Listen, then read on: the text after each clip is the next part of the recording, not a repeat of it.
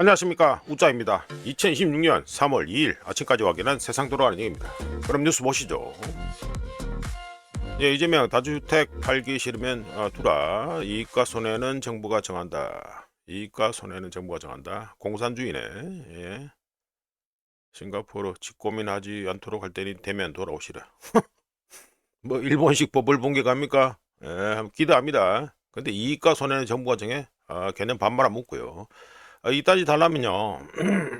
개헌을 하세요. 개헌을 하라니까. 개헌하고 그러고 정상적으로 하라니까. 일은 자꾸 삐꾸짓을 하지 말고 정상적으로 하라고. 넘어갑니다.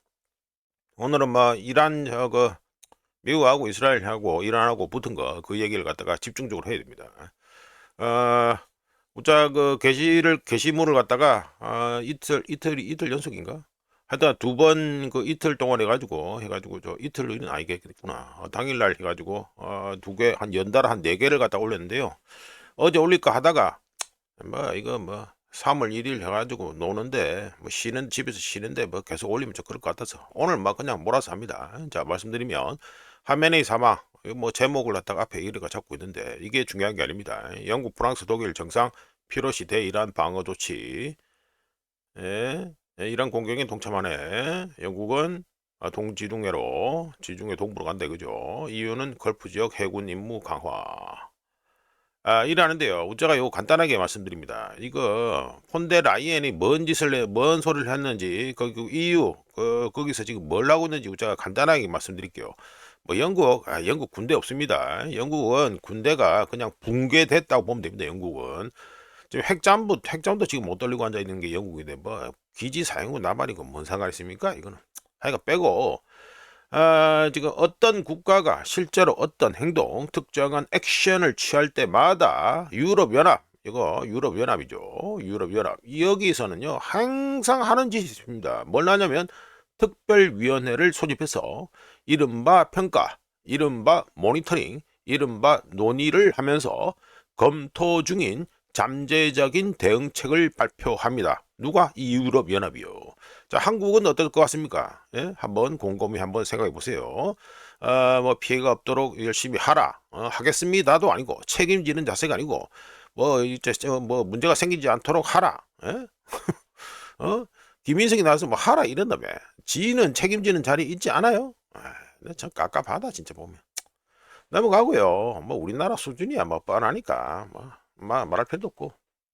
자, 이거는 해가지고 우짜가 보자 토요일 내 가지고 뭐 말씀드린 거 이런 것들 뭐 게시물 보신 분들은 아실 건데 그거 중에서 딱히 우짜가 지금 오늘 말씀드릴 거는 뭐 얼추 다 포함됩니다. 다 포함되는데 우짜 개쪽으로 하나 말씀드리고 싶은 게 우짜는 666 법칙이라고 자주 언급합니다. 666이 뭐냐면 6시간 그리고 6일 그리고 6주 최대로 보면 6개월 이랬는데 중간선거 6개월 전에 일을 벌이고 미국 유권자들의 기억이 까마귀 고기 먹고 나쁜 곳에서 좋은 곳으로 변태되거나 혹시나 기억이 삭제될 경우 나쁜 기억이 삭제될 경우 이번에 트럼프의 짓은 정치적으로 남는 장사가 될 수 있습니다. 우짜의 예상이 좀 틀린 거는 이란 작년에 12일 전쟁 이후 대략 한 6개월 정도 있으면은 2차전에 들어갈 거다라고 말씀드렸었는데 예상하고 뭐 본 영상도 만들고 이랬는데 거기서 한 2개월 정도 한 딜레이가 됐습니다. 추가로 2개월 돼가지고 8개월 만에 미국하고 이스라엘 그리고 이란 간에서 이 전쟁이 터졌는데요. 다시 재개되었는데 요 관련된 거는 뭐 딱히 우짜가 게시물 쓴 거에서 해가지고 알려드린 거에서 더 바뀐 건 없고 거기서 관심 가지고 볼 만한 게 뭐냐면 트럼프가 공습 시작하고 불과 몇 시간 만에 여러 가지 해결책을 내놨었는데 요약해보면 이틀이나 사흘 안에 상황을 종결할 수 있다. 이거는 전혀 해가지고 이란이 맞장구를 쳐야 되는 거죠. 그리고 두 번째, 이란이 핵 프로그램을 재건할 경우 추가 군사행동을 위협하는 것이 포함될 것이다. 지금 현재 이것도 말방구밖에 안 되는 지금 상황으로 돌아가고 있습니다. 지금 친미 성향인 분들은 우짜가 말하는 게 저거 뭐 반미질 한다 이럴 것 같은데 우짜는 그냥 객관적으로 말씀드린 겁니다.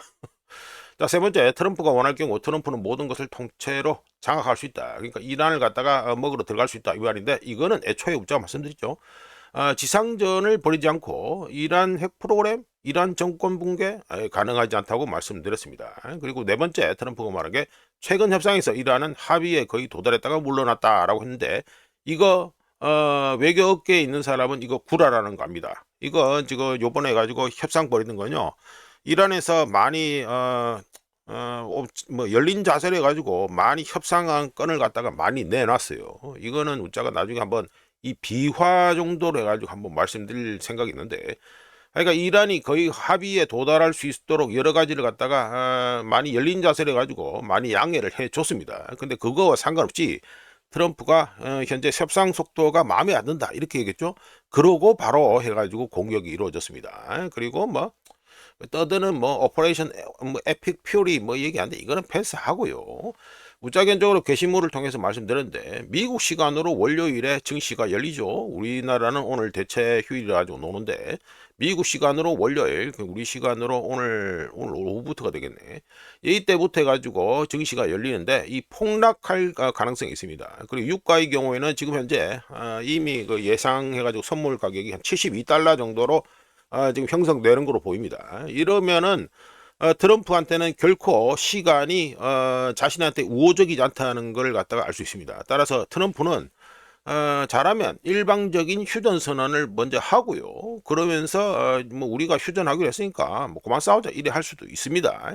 근데 이거는 역시 이란이 맞장구를 쳐줘야 됩니다. 그리고 이란 쪽에서 나온 얘기도, 이란 외무장관 발표한 내용을 갖다가 우리가 또 이야기해보면, 첫 번째, 이란은 미국에 도달할 수 있는 미사일, 즉 ICBM을 보유하고 있지 않다. 이거 우짜가 말씀드렸죠. 좀 전에 트럼프가 주장했던 뭐 이란이 핵 프로그램 해가지고 이거 합의에 거의 도달했다가 물러났다 했는데, 이 외교업 쪽 비화를 갖다가 우짜가 뭐 난 시간 되면 말씀드릴 텐데, 그러니까 그거와 관련해서 이란 쪽에서 많이 열린 자세를 가지고 요번에 협상을 갖다가 맺으려고 노력했다는 것은 분명합니다.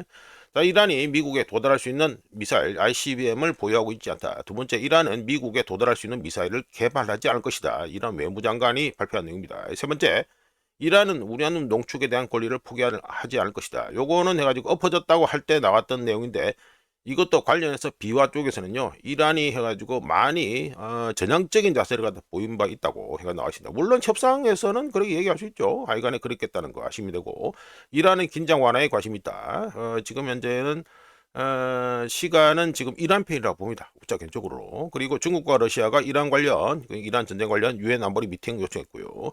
그리고 이란 외무장관 카라크치가 미국이 대화를 원한다면 어떻게 연락해야 하는지 미국은 알고 있다라고 했었습니다. 자, 이어서 하메네이 건, 요거는 뭐 하메네이 뭐 그건 아닌데, 하여간에 하메네이 건에 대해서 잠깐 말씀드리죠. 이것도 우짜가 게시물로 말씀드렸는데, 네타냐후의 경우 하메네이가 있던 위치에 폭탄 30개가 떨어졌다면서 사망을 주장했었고요. 실제로 확인이 됐죠. 그리고 당시에 이스라엘과 미국 그리고 중국 쪽 소스에서는 하메네이 사망을 보도하는 동안에 이란은 아니라고 잡아뗀 적이 있었습니다. 하지만 하메네이가 사망했다고 해도 헤즈볼라 등에서 확인되듯이 이란이 붕괴될 가능성이 낮고요. 이란은 헤즈볼라가 아니고요. 리비아가 아니고요. 베네수엘라가 아닙니다. 이거는 분명히 아셔야 됩니다. 관련해서 우짜가 게시물을 해서 하메네이 아들 모즈타파 하메네이가 상황 발생 후 사라져서 보복 공격을 지휘하고 있는 것으로 추정된다라고 말씀드렸는데, 현재 뭐 이란에 관심 있는 분들은 알고 계시듯이 이란은 하메네이 후계 문제로 좀 골머리를 앓고 있었습니다.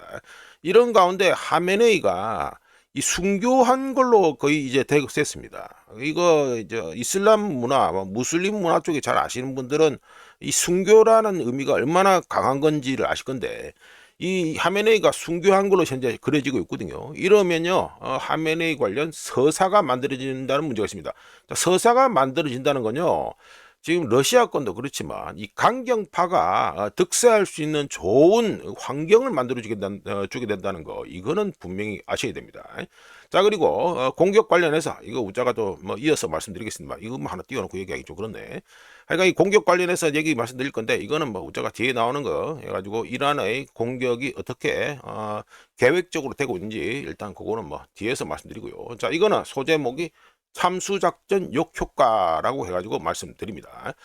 자, 요거는 이미지는 어디서 가져왔다 하면은 포린 폴리시에서 나온 기사입니다. 알리 하셈 나있죠? 알리 하셈 해가지고 이 사람이 해가지고 뭐 특파원입니다. 예, 알자지라 특파원입니다. 중동 특파원인데 이 사람이 포린 폴리시에 기고한 글인데 우짜가 캡처를 해왔습니다. 자, 알리 하셈이 포린 폴리시에 기고한 글에서 미국과 이스라엘이 이란 지도부를 겨냥, 그러니까 암살한 거죠. 암살하고 있지만 오히려 미국의 미국이라다 이란의 국가적 역량을 강화할 수 있다고 얘기를 했습니다. 이거 보면 that may only state 돼 있죠. 그러니까 이란의 국가적 역량을 강화할 수 있다라고 해가지고 알리 하셈이 주장을 했는데 우짜 개적으로 동의합니다. 관련해서 이란 제1부통령이 무하마드 레자 아레프가 전시 상황 하에 있는 이란을 완전히 장악하겠다는 의사를 밝혔었는데 RF의 선언은 패제시키한 대통령이 혹시라도 사망할 경우 즉각적으로 권력을 인계받을 준비가 되어 있다는 소리가 됩니다. 즉 계획이 다 되어 있다.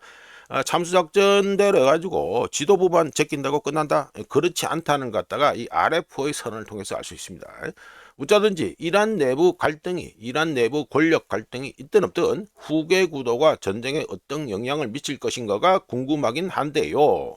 이번 전쟁에서는요, 이 지도부 암살이 이란의 보복 공격을 줄이기는커녕 오히려 증가시키는 패턴을 보이고 있습니다. 이거는 분명히 아셔야 됩니다.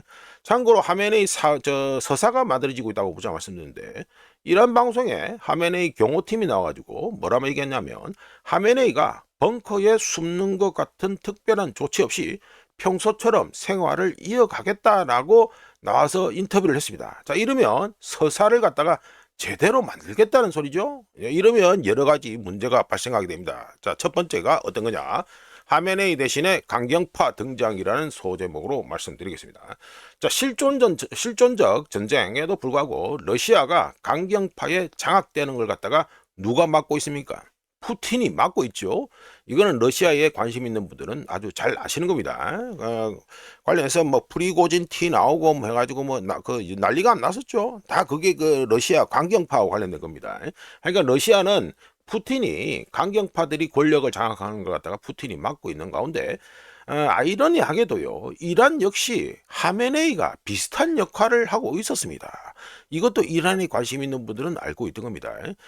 즉 하메네이 역시 푸틴과 비슷한 역할을 하면서 해가지고 강경파들의 비난에 직면해 있었는데 이런 가운데 하메네이 암살이 순교로 인식되면서 서사가 현재 만들어지고 있는데 이럴 경우 이란 내 강경파들의 결집을 공고히 하고 광범위한 보복을 정당화하며 페르시아만에서 레반트 지역까지 이어지는 다중전선 멀티프론트 대결을 촉발할 수 있다는 문제가 있습니다. 그리고 페르시아만 영내 미군 기지들의 피해가 현재 증가하고 있는 가운데 이란을 갖다가 억제하지도 또는 전쟁을 빨리 끝내지도 못할 경우 중동 영내 이 지역 내 이란의 도전을 끝내기보다는 중동 지역보다 확대하면 서아시아 지역까지 여기까지 서아시아 지역 내 미국의 존재감 그리고 영향력 약화를 가속화할 수 있다는 문제가 있습니다. 그래서 오짜가 해가지고 이거 웬만하면 안 하는 게 미국한테 도움 된다 했는데 트럼프가 저질렀죠. 자, 이럴 경우 그러니까 영내 미국의 존재감과 영향력 약화가 가속될 경우 미국의 중동 영향력이 약화된 후 이스라엘은 어떻게 되겠습니까? 이스라엘은 이른바 억지력이라는 이름의 안정성 스테빌리티가 아닌 지속적인 비대칭적 압력으로 특징 지어지는 훨씬 더 적대적인 전략적 환경에 직면할 가능성이 높습니다. 지금 현재 이 주변에서 계속해서 두들겨 맞고 있죠. 자, 관련해서 또 얘기를 해봅니다. 자, 뭐 줄줄 이어집니다. 자, 이건 해가지고 영내에 가지고 긴장 고조 나가지고 이란이 해가지고 7개 국가를 갖다가 목표를 가지고 뚫고 팼다 이래 되죠. 자, 말씀드려보면 언론들에서 해가지고 이란이 이 무차별적으로 이웃 국가들을 공격하고 있다는 식으로 얘기를 하고 있습니다. 근데 이란이 공격하는 걸 잘 보시면요, 완전히 계획된 것이다. 그리고 아주 전략 레벨에서 계획을 잘 짜서 하고 있다는 걸 갖다가 알 수 있습니다. 말씀드려봅니다. 이란이 보복 공격한 국가들을 갖다가 잘 보여주는 이 지도입니다. 잘 보여주는 지도인데 이란의 공격 대상이 된 중동 국가들은 이란에 대한 미국의 군사작전을 지원하거나 가능하게 만드는 미군 기지, 특히 미군의 전진 기지, 줄줄줄줄 다 있잖아요. 미군의 전진 기지가 존재하는 곳들, 나라들이라서 결론부터 먼저 말씀드리면 미국의 전진 기지 네트워크에 타격을 주고 페르시아만 국가들에게는 기지 제공에는 대가가 따른다는 경고를 보내려는 의도적인 보복 공격이라고 저는 봅니다. 자, 먼저 바레인부터 보시죠. 자, 바레인에는 뭐가 있습니까? 미 해군 제5함대 사령부가 위치해 있죠. 여기 어디 위치해 있다? 주페어 해군 지원처라고 있습니다. 여기가 지금 이제 바레인에 있는데 이 바레인 이곳의 경우 어떻습니까? 페르시아만 바다, 그리고 호르무즈 해협, 그리고 홍해 여기 밑에 해가지고 지금 후티 반군도 해가지고 길목 자르겠다가 나서가 안 됐죠. 자, 이러면 전 세계 그 해상 그 교역망은 다 엉망진창으로 된다고 보시면 됩니다. 홍해 그리고 아라비아 해 전역에 걸친 미 해군의 작전지휘본부가 역할을 하는 게 누구냐면 이 바레인입니다. 바레인. 이런 관점에서 봤을 때 바레인은 이란 해안선과 주요 해상 묘충지 뭐 이래 가지고 요쪽에 뭐 잠수함 기지 등등 뭐 여러 가지 있습니다. 주요 해상 요충지, 이란의 주요 해상 요충지에 인접한 가장 직접적이고 위협적인 미 해군의 거점이기 때문에 바레인을 공격하는 것, 이것은 지역 내 미 해군력의 핵심에 대한 가장 확실한 보복 메시지라고 할 수 있습니다. 자, 이어서 중동 최대 미 해군 기지에다가 미 중부 사령부의 전진 작전 기지인 알 우데이드, 여기 어디 있습니까? 카타르에 있죠. 카타르에 바로 미 중부 사령부의 전진 작전 기지인 알 우데이드 공군기지가 있습니다. 상당히 유명하죠. 여기는 이란에 대한 강력한 압박을 가하는 핵심 지점입니다. 이 카타르가. 그리고 에너지판에 관심 있는 분들은 아시겠지만 카타르가 이란하고 같이 해가지고 천연가스를 반동해가지고 서로 나눠가지고 가져가죠. 그래서 카타르 입장에서는 이란이 망하면 카타르가 좋긴 좋습니다. 이건 에너지 쪽 얘기인데 하여간 패스하고, 이란이 알 우데이드 기지를 타겟으로 삼는 이유는 명확합니다. 왜냐하면 미국이 이란에 대한 지속적인 영향력 또는 압박을 유지하는 데 있어서 알 우데이드 기지는 가장 중요한 거점 중 하나이기 때문입니다. 자, 이어서 아랍에미리트 UAE가 있습니다. UAE 아부다비 인근에 있는 알 다프라라는 공군기지가 있습니다. 아부다비 인근에 이 알 다프라 공군기지는 미국의 공군력, 그리고 미국의 공중급유, 그리고 드론, 그리고 지역 타격 능력을 서포트 지원하는 곳인데요. 미국과 UAE 간 긴밀한 안보 협력에다가 2020년 9월에 뭘 맺었습니까? UAE가 이스라엘하고 해가지고 협정을 맺는데 바로 그 아브라함 협정입니다. 이걸 통해서 둘 간의 UAE하고 이란 간의 관계가 많이 좋아지게 됐다, 이런 평가가 있는데, 이 아브라함 협정에 따라 알 다프라 기지를 중요한 압박 거점으로 이스라엘도 활용할 수 있습니다. 따라서 이란 입장에서는 최소한 제한적인 타격이라도 가해서 분명한 신호를 UAE 아랍에미리트에 보낼 필요가 있었지요. 그리고 이어서 쿠웨이트로 가죠. 쿠웨이트에는 뭐가 있습니까? 캠프 아리프잔이 있고, 그리고 알리 알 살렘 공군 기지가 있습니다. 이걸 포함해서 주요 미군 시설들이 위치한 이 중동 지역 내 미군의 병참 및 지원의 핵심 거점이 뭐냐 하면 이 쿠웨이트입니다. 이란에게 있어서 쿠웨이트 공격은 단순히 상징적인 기지 하나를 겨냥한 것이 아니라 페르시아만에서 장기적인 작전이 가능하게 하는 전개, 보급, 수송 능력을 위협하는데 큰 의미가 있습니다. 쿠웨이트 공격은 보복 공격하는 건요. 그러니까 미군 기지 있는 데는 다 두둑이 부수고 있다, 이렇게 보시면 됩니다. 자, 이어서 사우디아라비아입니다. 사우디아라비아에 대한 미국의 영향력이 과거에 비해서 많이 줄었죠. 예, 많이 줄었습니다. 많이 줄었고, 지금 현재 사우디아라비아가 누구하고 맞장구가 잘 됩니까? 러시아하고 잘 되죠. 예, 오펙 플러스 만들고 이랬잖아요. 하여간에 사우디에 대한 미국의 영향력이 과거에 비해서 많이 줄어들었음에도 불구하고 여전히 사우디아라비아는 미국을 의미하는 상징적이고 전략적인 목표물이라고 할 수 있고, 특히 방공, 미사일 방어, 그리고 영내 미군 군사 지원과 관련해 여전히 중요한 신호를 보내는데 사용될 수 있는 게 바로 사우디아라비아입니다. 사우디아라비아를 공격하는 것은 미국의 주요 파트너, 영내 주요 파트너에게 압력을 가하고 이른바 연합군이 뭡니까? 미국, 이스라엘 그리고 이런 친구들이 연합군이라고 이른바 얘기되고 있죠. 근데 이들 다 열애되고 있는 상태입니다. 열애되어 있는 상태입니다. 트럼프가 무슨 사우디아라비아가 이란과의 전쟁에서 참여했다고 구라를 치고 있는데 아닙니다. 아닙니다. 이건 아셔야 되고. 그러니까 이른바 자칭 연합군과의 협력, 그러니까 미국의 주요 파트너에게 압력을 가하는 게 이란의 첫 번째 목표고 두 번째 사우디를 공격하는 게 연합군 협력과 관련한 비용 및 부담을 가중시키고요. 그리고 세 번째 간접적으로 지역 안보 위기를 고조시키기 위해서 사우디아라비아의 공격을 간다 이게 됐습니다. 자, 이어서 요르단으로 가보지요. 요르단은 다른 중동 국가들에 비해서 작은 규모의 미군 기지와 방공망을 보유하고 있지만 미국의 영내 작전을 위한 안전한 통로 코리도르 역할을 합니다. 요르단이 특수부대도 많이 가 있고요. 미군 특수부대도 이 역할을 합니다. 그리고 이스라엘 방어도 하죠. 탄도미사일 나갈 때 여기서 요격을 하죠.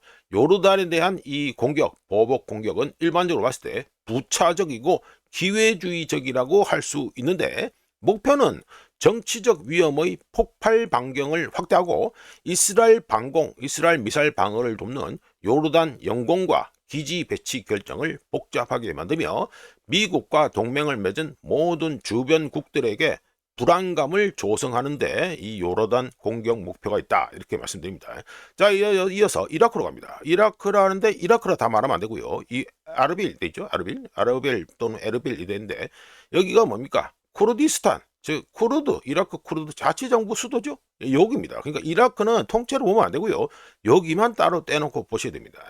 자, 정확하게 에르빌 여기는 미국의 정보 수집 및 지역 감시 능력과 관련한 시설들을 오랫동안 유지해온 곳입니다. 사담 후세인이 있고 해가지고 역사가 깊죠. 자, 우리나라에는 노무현 때 가지고 여기 해가지고 군대 파병도 하고 그랬습니다만 에르빌을 타겟으로 삼은 것은 미국과 이스라엘과의 긴장이 고조될 때마다 이라크를 갖다가 이란이 압력 밸브처럼 사용해 왔습니다. 사용해 왔는데 에르빌을 갖다가 공격하는 거는 기존의 이 이라크를 갖다가 압력 밸브로 사용하는 기존 패턴과 일치한다 이렇게 말씀드립니다. 자, 영내 미군 기지들이 위치한 중동 국가들에 대한 이 보복 공격은 무작위적이거나 단순히 감정적인 것으로 해가지고 언론에서 떠들 수 있습니다. 그런데 웃자는 아니라고 보고요. 표적화된 억지력, 디터런스로 봐야 된다고 저는 봅니다. 이란은 미군이 거의 주둔하지 않는 국가들은 공격하지 않았고요. 두바이 국제공항과 같이 효과가 좋은 목표물을 일단은 제외하더라도 다른 경제적 목표물에 대한 보복 공격도 거의 하지 않았습니다. 이란에 대한 군사력 투사를 가능하게 만드는 미국의 전방 작전 기지들 이들을 집중적으로 공격 및 공격 목표물로 삼았는데 공격을 통한 메시지는 워싱턴과 해당 미군 기지들을 운영하게 해주는 편의를 봐주고 있는 국가들을 겨냥한 것이라고 할 수 있죠. 어떤 겁니다. 특정하면 어떤 게 되겠습니까? 당신들이 껴안고 있는 미군 기지는 전장의 일부가 되었으며 해당 기지들을 유지하는 것은 직접적인 위험, 리스크를 수반한다는 메시지를 던지는 거죠. 이렇게 이게 공격하는 건요. 우리가 보기엔 전술 차원이 아닙니다. 이런 전략적 타격은 물리적 피해 이상이어서 미군 기지를 안고 있는 국가들을 정치적으로 그러니까 내부 정치라고 되겠죠. 국내 정치 그리고 외교적으로도 문제가 됩니다.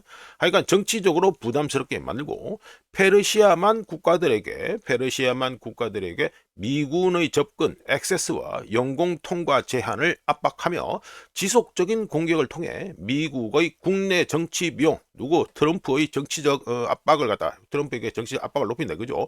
미국의 국내 정치 비용을 높임으로써 결과적으로 미국과 페르시아만 국가들 간 안보 구조를 갖다가 스트럭처를 갖다가 붕괴시키려고 한다가 됩니다. 즉 미군 기지를 핑계로 벌인 동시다발적 공습은 기지 배치 협정을 해당국에게 부담으로 만들고 지역 전체를 워싱턴과 테헤란 양쪽 어디에도 치우치지 않게 만드는 장기적인 해치 전략을 추구하게 강제할 수 있습니다. 페르시아만 국가들에 대한 이란의 보복은 우연이 아니고요. 그리고 무작위도 아니고 그리고 감정적인 것도 아니고요. 페르시아만 내 미군 기지 네트워크에 보내는 직접적인 메시지였으며 공격이 가능하게 만들었던 세력, 이 세력, 예를 들어 똘똘말해 가지고 쌈싸먹기 하던 이 세력이 이제는 압박의 대상이 되었다는 선언에 가깝다. 이렇게 우짜객적으로 보고요. 자, 넘어가고. 자, 이거는 제목에 요격 미사일 재고 2주도 안 된다 해가지고 또 말씀드리겠습니다. 자, 이거는 이란에 가지고 탄도 미사일이 쭉 종류별로 나와 있죠. 예, 나와 있습니다. 이거 근데 시간이 좀 지났습니다. 2020년 4월인데 뭐 이 뒤에도 신품이 나왔는데 일단 뭐 편하게 구할 수 있는 이미지라서 제가 일단 이걸 갖다가 쓰고 있습니다. 자, 이미지 보시는 상태에서 말씀드리죠. 이란의 공격 강도가 더 세지면서 미군 기지 공격에서 더 나아가 이제는 미군 기지가 있는 중동 국가들의 공항까지 뭐 드론 날리고 이러죠. 사해도 뭐 드론 날리고 있는데 공항까지 공격 대상을 확대하고 있습니다. 바레인 그리고 UAE 아랍에미리트는 계속되는 폭격에 직면하고 있으며 이란은 보복에 대한 두려움을 전혀 보이지 않으면서 수백 발의 미사일을 발사하고 있지요. 반대로 미군 기지가 있는 중동 국가들, 좀 전에 우짜가 가지고 말씀드렸죠. 이것들. 예, 중동 국가들은 이란의 공격 규모와 위력에 위축되어 보복을 주저하고 있습니다. 우짜 말씀드렸잖아요. 트럼프가 뭐 사우디아라비아가 뭐 같이 해가지고 지금 공격하고 있다면 아니라니까요. 구라치는 거라니까.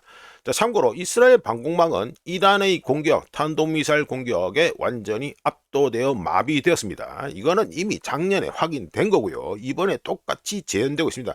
지금은 전혀 해가지고 작년보다 퍼포먼스가 더 떨어지고 있어요. 자, 미국과 이스라엘이 예상했던 것보다 훨씬 강력한 이란의 대응이 이어지고 있는데 이란의 공격 강도가 더 세짐으로 인해 발생하는 문제는 크게 봐서 두 가지가 됩니다. 첫 번째, 미국과 이스라엘 그리고 이 연합군, 이른바 연합군, 미국, 이스라엘 그리고 중동 국가들이 엮여 있다고 자칭으로 얘기하는 이 연합군은 이란의 미사일 발사 능력을 무력화하거나 크게 약화시키지 못했습니다. 지금도 스탠드오프 이란 영공이 아니고요. 이란 영공 밖에서 해가지고 지금 쏘고 있습니다. 이란이 지휘 체계를 분산하고 새로운 미사일 발사 전술을 개발하면서 공격에 철저히 대비해온 결과라고 보고요. 제가 게시물에도 적었는데 작년 이 전쟁 12일 전쟁에서 이란은 학습하고 교훈을 얻은 데 반해서 미국과 이스라엘은 교훈과 학습이 전혀 안 됐다는 걸 갖다 이번에 다시 또 보여주고 있습니다.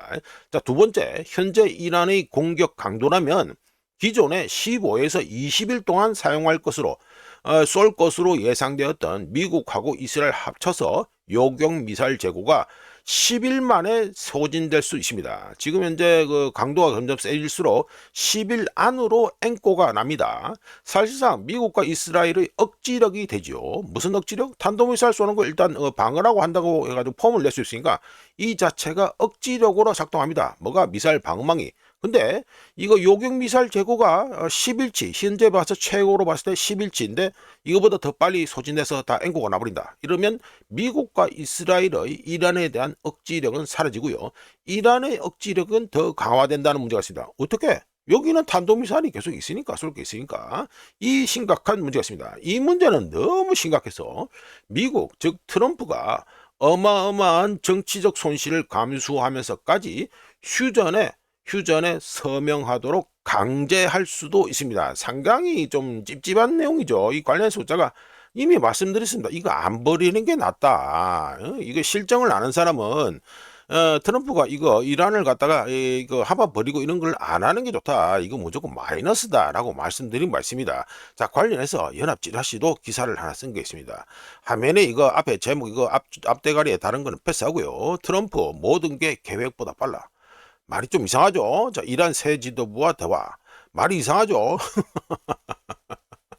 모든 게 계획보다 빨라? 모든 게 계획대로 지금 안 되고 있습니다. 계획대로 되는 게 하나도 없습니다. 근데 모든 게 계획보다 빨라. 이 말은 뭐니까?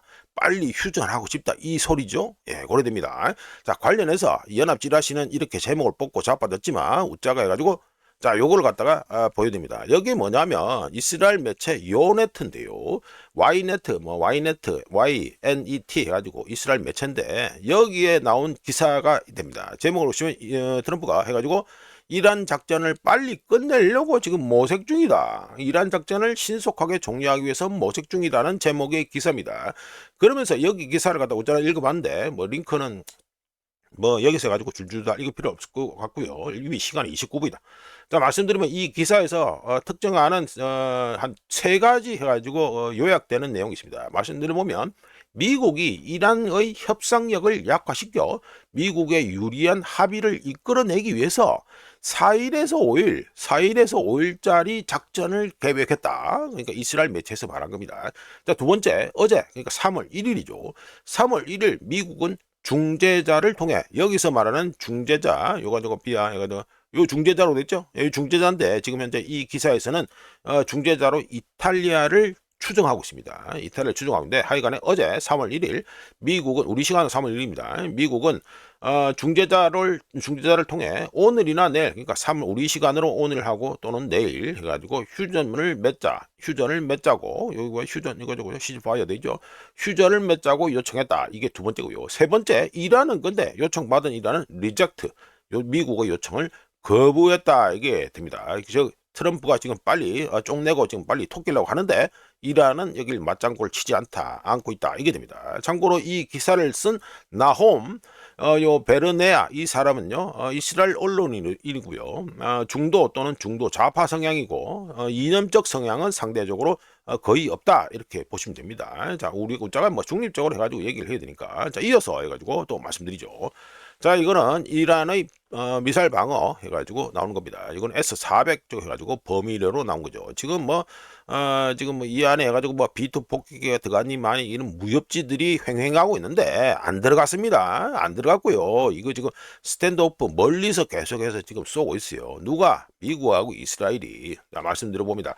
이란의 영내 미군 기지 공격은 점점 멀리 떨어진 기지들로 확대되고 있는데요. 미국과 이스라엘은 여전히 상당한 거리를 두고 교전, 즉 스탠드오프 무기를 사용하고 있고, 이는 이란의 방공망이 상대적으로 온전하다는 걸 시사합니다.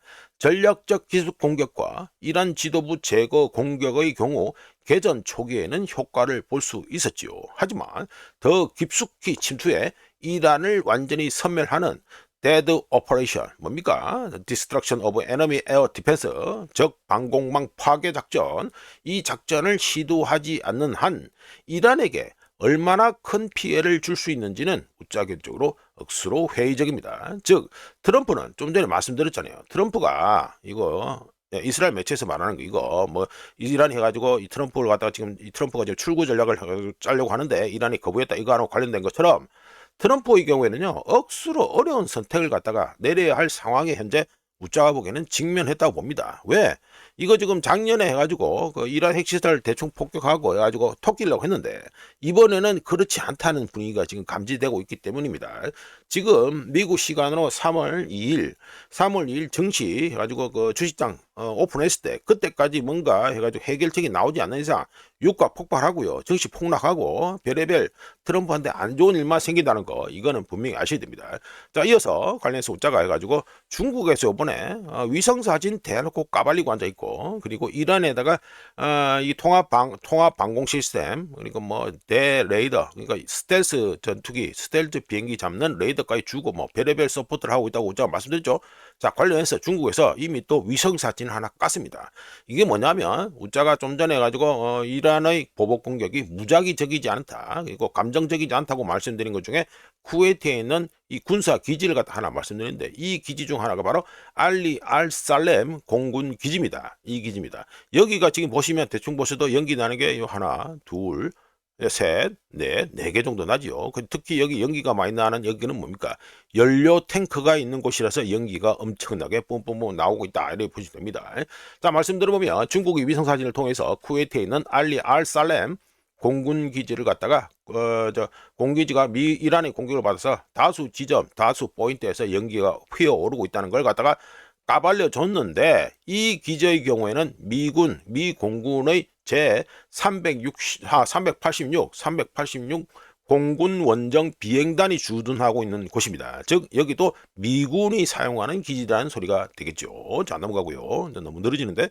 자, 이번에 가지고 이스라엘 잠수함이 출항을 했습니다. 사진이 좀 해상도가 많이 떨어지는데 하여간에 뭐 이 캡처 장면을 갖다 확인해 가지고 찍은 거라서 어쩔 수 없습니다. 자, 간단히 말씀드리면 이스라엘 해군 잠수함들이 모두 출항했습니다. 모두 출항하면서 이 잠수함들이 안전한 곳으로 이동했는지 또는 이란을 공격하기 위해서 수에즈 운하를 통과하고 있는지는 아직까지 불분명합니다. 이런 가운데 항구에 정박 중이던 이란 해군 호위함 한 척이 미사일 또는 드론 공격에 파괴, 손상을 입었습니다. 손상을 입었는데 더 나아가서 우짜가 방송하기 직전에 봤을 때 이란의 코람시아르 해군 기지에 정박해 있던 호위함 세 척 모두 또 두들겨 맞아가지고 침몰되고 빠사지고 이래가지고 난리가 났습니다. 이란에 관심이 있는 분들은 아시겠지만 이란 해군 따르고요. 이란 혁명수비대가 돌리는 해군이 따르라는 거 이거는 알고 계셔야 되고요. 하여간에 또 너무 느려지는데 이란 해군 호위함 피격이 해상전 특히 비대칭전의 시작을 알리는 신호탄이 될지 궁금한 가운데 이번 전쟁이 해상으로까지 확대될 경우 이스라엘에게는 매우 불리할 수 있다는 거. 미국은 말할 거 없고요. 미국 항공모함이 지금 이란 근처까지 갔다는 소식 들었어요? 지금 거리를 갖다가 멀찍이 둔 상태에서 지금 대기하고 있는 상태입니다. 자, 넘어가고요. 자, 친문의 암살자, 또 이런 묘사를 하고 앉네. 이거 못 들어갔습니다. 이거 이란 영공이 못 들어갔습니다. 우자가 좀 전에 말씀드렸잖아요. 다 스탠드오프, 원거리, 멀리에서 이란 영공이 아니라 이란 영공 밖에서 장거리 공격을 하고 있습니다. 이거 지금 떠들고 앉아있는데 이리 못 들어갑니다. 이란에게는 미그 29가 있는데요. 이거 북한도 그렇잖아요. 가지고 있잖아요. 미그 29. 미그 29가 이거 B2 폭격기 잡습니다. 일반인 분들은 보면, 설마 이렇게 있는데, 아닙니다. 비트 폭격기 잡습니다. 스텔스 비행기라 가지고 육안으로 확인이 안 되는 건 아니잖아요. 예? 이게 무슨 리니지에 나온 투명 망토를 갖다가 걸친 겁니까? 아니잖아요. 그러니까 실물로 보면, 그러니까 대스텔스 레이더, 이거로 파악하고 거기다가 띄우면요, 미그 29가 해가지고 B2 폭격기 잡습니다. 따라서, 스텔스 이 성능이 있다 하더라도 B2 폭격기는 현재 이란 영공에 들어가지 않고 멀리서 쏘고 있다는 거. 이거는 분명히 아셔야 됩니다. 자, 언론들에서 제대로 얘기를 안 하고 있다. 이렇게 됩니다. 자, 빨리 넘기다. 자, 이거는 이란 지형을 갖다가 올려놓고 제가 좀 길게 말씀드립니다. 좀 지도를 좀 맞춰야겠네. 오늘은 보나마 40분은 무조건 넘어갈 거니까. 자, 이란은 리비아나 베네수엘라가 아니다라는 제목의 말씀드립니다. 모든 것이 계획대로 잘 되어서 미국과 이스라엘이 이란 서부 일부 지역, 심지어 테헤란까지의 제공권을 확보하는 데 성공한다 하더라도 여기 지역이 되겠죠. 여기서 또 테헤란까지 여기까지의 제공권을 확보하는 데 성공한다고 하더라도 제공권 확보만으로는 이란의 탄도미사일 능력을 완전히 제거할 수 없습니다. 우자가 말씀드렸잖아요. 지상전을 해야 된다. 전쟁은 무조건 지상전으로 끝납니다. 이란은 사람들이 생각하는 것보다 훨씬 더 광활합니다. 우크라이나 땅의 대략 한 3배가 됩니다. 억수로 큰 겁니다. 훨씬 더 광활하기 때문에 여러 곳에서 이동식 발사대를 운용할 수 있고 지리적 환경, 관련 인프라, 군사 교리 모두 리비아나 베네수엘라와 다릅니다. 베네수엘라처럼 돈이나 좀 매겨가지고 어찌한다. 그런 게 안 통하는 동네입니다. 여기는. 그리고 우짜가 계속 주장했듯이 시간은 미국, 이스라엘 그리고 걸프 국가들로 구성된 이른바 연합군보다 이란에 더 유리할 수 있습니다. 우크라이나전에서 이미 확인되었듯이 서방은 값비싼 무기와 장비들을 들고 있을 수는 있지요. 하지만 이른바 동방, 현재는 동방으로 나뉜 게 누구입니까? 러시아 그리고 중국 그리고 이거 이란까지 해가지고 동방으로 특정할 수 있는데 이들 동방에게는 시간이 많고요. 전쟁의 경우에는 기술적 우위만큼이나 인내력과 지속 가능성이 중요합니다. 이거 우크라이나 전에서 이미 확인 다 했잖아요. 자, 일각에서는 이란 지도부를 제거하는 것이 전세를 결정적으로 바꿀 수 있다고 주장하고 있습니다. 하지만 이란을 계속 지켜본 사람이라면 이란의 정치 체계가 이른바 북한처럼 북한 김씨 일가 하나만 보는 것처럼 대체 불가능한 하나의 개인을 중심으로 구축되어 있지 않다는 걸 알고 있고요 이미. 그리고 그 북한 김씨 일가 앞에서 내놓고 하는 북한과 달리 이란은 지역 맹주를 목표로 하기 때문에 지도자가 교체되더라도 국가의 더 큰 목표는 유지될 수 있습니다. 물론 하메네이가 제거된 후 승계 메커니즘도 이미 마련되어 있다고 봐야 되고요. 지도부 교체가 불안정을 초래할 가능성은 당연히 있지만 그런 불안정이 국가의 장기적인 전략적 방향을 바꾸는 건 사실상 불가하다고 봅니다. 이란의 미래는 언론 헤드라인용으로 써먹는 쓸모없는 왕족, 그리고 워싱턴과 텔아비브의 결정, 그리고 해외로 추방되어 권력을 노리고 있는 이란의 지금 추방된 정치인들, 이들에 의해서 이란의 미래가 결정되는 것이 아니라 이란 국민 스스로가 결정할 것이다 라고 우정적으로 봅니다. 자, 넘어가고요. 여기 가지고 호르무즈 해협입니다. 얘기할 게 많습니다. 엄청납니다. 이 이란 건이요, 엄청나게 큰, 지정학적으로 엄청나게 큰 사건입니다. 지난 수십 년 동안 에너지 전문가들이 경고한 악몽 같은 시나리오가 있는데 바로 호르무즈 해협 폐쇄입니다. 호르무즈 해협은 전 세계 석유 공급량의 20%가 통과하고 전 세계 천연가스 공급량 중 최소 20% 이상이 통과하는 곳인데, 호르무즈 해협이 폐쇄될 경우 유가는 1배럴에 $80나 $100가 아니라 120달러에서 130달러를 넘어설 것으로 충분히 예상됩니다. 참고로 2월 27일, 그러니까 전쟁 터지기 전에 유가가 서부 텍사스유 기준으로 67달러였는데요. 유가가 폭등할 때마다 글로벌한 경기 침체가 발생했다는 역사적 사실도 있습니다. 게다가 호르무즈 해협 폐쇄 문제는 석유 및 천연가스 LNG에만 국한되지 않아서 전 세계 해상 유황, 그 더럽다는 유황 공급량 중 50%가 호르무즈 해협을 통과하고요. 그리고 비료 생산, 이 우크라이나전에 관심 있는 분은 다 아시죠? 요소 문제. 비료 생산의 핵심 원료인 요소 공급 중 3분의 1이 이 호르무즈 해협을 통과한다는 또 문제가 있습니다. 이게 뭘 뜻합니까? 요소 중에 3분의 1, 무려 33%가 이 호르무즈 해협을 통과한다. 호르무즈 해협이 폐쇄되면 단순히 기름값만 오르는 것이 아니라 식량 가격까지 오르게 된다는 계산이 나오죠. 참고로 호르무즈 해협을 통해 중국은 500만 배럴 per day, 하루 평균 500만 배럴 per day, 하루 평균 500만 배럴의 원유를 수입하고, 인도는 수입하는 원유 중 절반, 그리고 천연가스는 60%를 갖다가 이 호르무즈 해협을 통해서 받고요.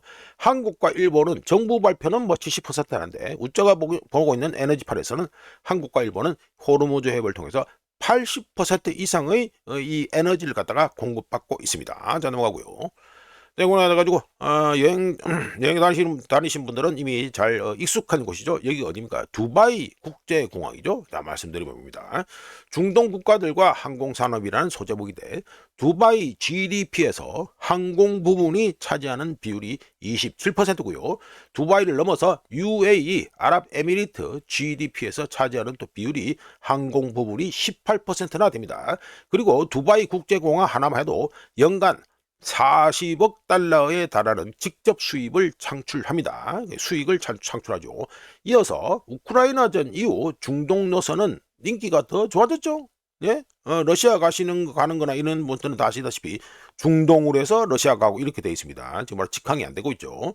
우크라이나전 이후 중동 노선은 더 인기가 좋아져서 페르시아만 국가들은 카타르 항공, 에미레이트 항공, 에티하드 항공 등 전 세계 항공여행의 핵심적인 역할을 하는 거대 항공사들을 보유하고 있습니다. 이 중동 국가들이. 그리고 이들 항공사들은 전 세계에서 두 번째로 억수로 붐비는 두바이 국제공항 같은 기가 허브 공항에 전적으로 의존하고 있었는데요. 이번 전쟁으로 공항 운행이 중단되고 있고, 이러면 어떻게 됩니까?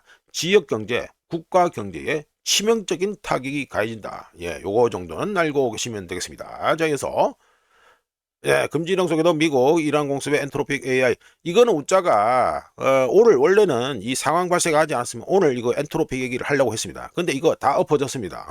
그래서 내일이나 모레나 뭐 해가지고 좀 상황이 우짜가 보기엔 지금 트럼프가 빨리 휴전을 해야 됩니다.